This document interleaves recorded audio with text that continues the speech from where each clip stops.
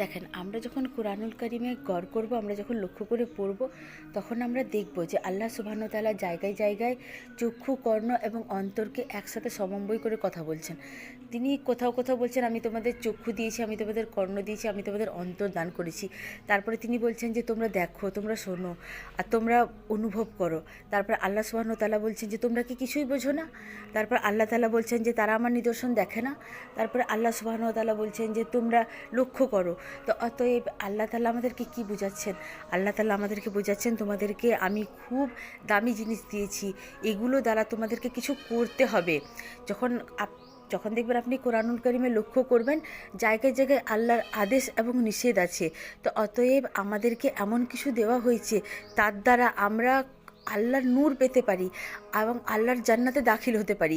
কিন্তু তার যদি ঠিক ব্যবহার না হয়, সেটি যদি শয়তান আমাদের পদস্খলন ঘটিয়ে দেয়, তাহলে আমরা কিন্তু ধ্বংসের পথেও যেতে পারি। তো অতএব এই জন্যই আল্লাহ তাআলা আদেশ এবং নিষেধ দুটাই আমাদেরকে বলছেন। আর এইটা বোঝার জন্য, এই তফাৎটা জানার জন্য আল্লাহ সুবহানাহু ওয়া তাআলা আমাদেরকে চক্ষু দিয়েছেন, কর্ণ দিয়েছেন, অন্তর দিয়েছেন। তো আল্লাহ তাআলা বলছেন যে তোমরা এর দ্বারা কী করবে?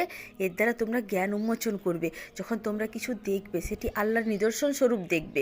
তোমরা যখন দেখলে একটা বৃক্ষ, সেটি কিভাবে একটা বীজ থেকে সৃষ্টি হয়েছে এবং আল্লাহ সুবহানাহু ওয়া তাআলা কীভাবে একটা বাগান সৃষ্টি করেন, এইভাবে আমাদের মাথার উপর আসমান কীভাবে তা দাঁড়িয়ে আছে, যার কোনো অবলম্বন নেই এবং তার মধ্যে কোনো ফাটলও নেই। তো অতএব সেই রব কেমন স্রষ্টা, তিনি কি অপরূপ সৃষ্টি, তার কোনো সৃষ্টির মধ্যে কোনো খুঁত নেই এবং সব কিছুর মধ্যে সৌন্দর্য আছে। তো যখন যখন আমরা চিন্তা ভাবনা করব, তখন আমরা আল্লাহর এই মহাত্ম্যকে বুঝতে পারবো। আর এর মধ্যেই জ্ঞান আছে, আর এটি হচ্ছে আলো, যা রোজে হাসর দিনে ইনশাল্লাহ জ্বলবে।